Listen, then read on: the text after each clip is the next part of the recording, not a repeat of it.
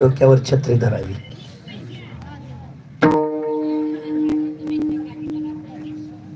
सूर्यानं त्याच्या डोक्यावर छत्री धरावी एवढा मोठा भक्त होता. मला सांगा, या भक्ताच्या अंतःकरणातली भक्ती सांगण्यासाठी तुम्ही जगातला कोणता शब्द वापरा? कोणत्या शब्दाने त्या भक्ताच्या अंतःकरणातल्या भक्तीची तुलना करता येईल? अतुलनीय भक्ती होती, अतुलनीय भक्ती. आणि तो भक्त असा रस्त्याने चालत होता आणि चालता चालता जगातल्या एका सुंदर पुरुषानं त्याच्याकडे पाहिलं. जगातला 1 नंबरचा सुंदर पुरुष तो राजकुमार होता. त्याचं नाव सुदर्शन होतं. सुदर्शन होतं, स्वर्गातला राजकुमार सुदर्शन.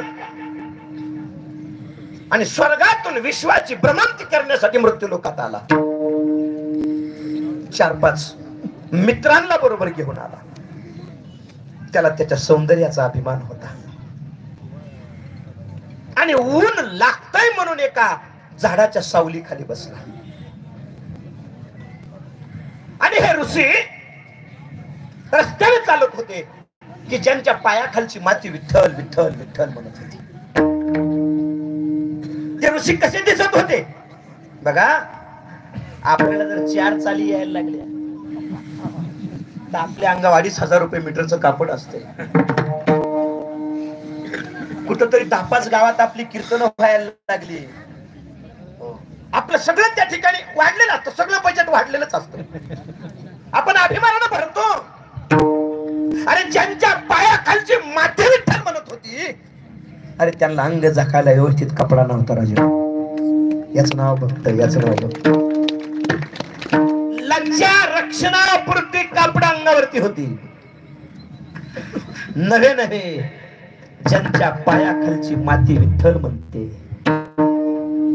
सूर्यानं ऊन लागू नये म्हणून त्यांच्या डोक्यावर छत्री धरावी. मेघराजाने त्यांना सांभाळावं.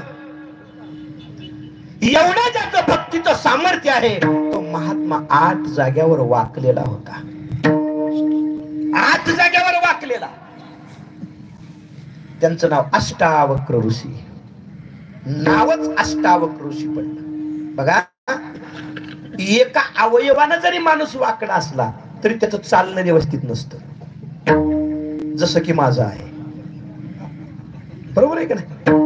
तुमच्यासारखं माझं चालणं नाही, जरा वेगळं आहे. का? तो तेवढा एक अवयव व्यंग आहे, तेवढा एक पाय व्यंग आहे, अपंग आहे. मग एका अवयवानं व्यंग असलेला माणूस जर तुमच्यासारखा चालत नाही तर 8 जाग्यावर व्यंग असलेला माणूस कसा चालत असेल? कमरेत वाकडा, गुडघ्यात वाकडा, गोट्यात वाकडा, मानेत वाकडा, हातात वाकडा, छातीत वाकडा. आणि ते अष्टावक्र ऋषी पांडुरंगाच्या दर्शनासाठी निघाले. आणि जात असताना त्या सुंदर पुरुषानं पाहिलं. त्याचं नाव सुदर्शन नावाचा राजकुमार. आणि त्या अष्टावक्र ऋषीकडे पाहून मोठमोठ्याने हसायला लागला. मला सांगा ना, एखाद्या सुंदर स्त्रीनं अगदी गोऱ्या गोमट्या कापसासारख्या पांढऱ्या इतक्या सुंदर स्त्रीनं शेजारच्या काळ्या ठकीकडे बघून हसणं किती योग्य?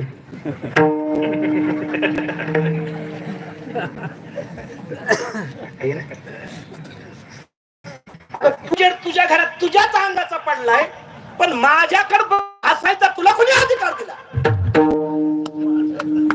बरोबर आहे काय? मग त्यावेळेस काय होईल? कडक कडक बोलत. म्हणजे काय काय बोलत? ज्या ठेकीला ज्या गोऱ्या सखीने नावं ठेवली असतील तिलाच माहित. ती पार तिच्या 100 कुळाचा उद्धार करीन ती. मग इथं या सुदर्शन नावाच्या सुंदर पुरुषानं अष्टावक्र ऋषीकडे पाहून हसायला लागला. पण अष्टावक्र ऋषी काहीच बोलले नाहीत. कारण जिसने सहना सीखा है उसने ही रहना सीखा है. सहन केलं त्यांनी, सहन केलं. इस हर किसी को अगर सुकून से रहना है